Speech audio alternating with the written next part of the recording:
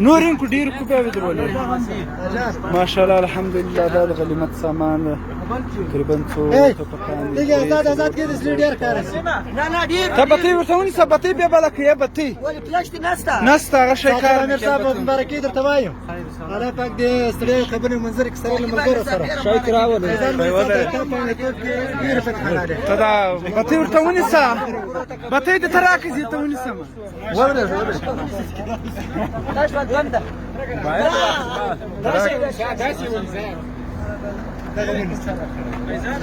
ماشاءالله ماشاءالله دا پکان دي جوان شي نه ولکنه نه وګټه ها دا دروخه دا چا ده صافيه ده ها دا ضربتي تقوا دا دروخه دوی دا چا دي صحیح صحیح وسو ډیره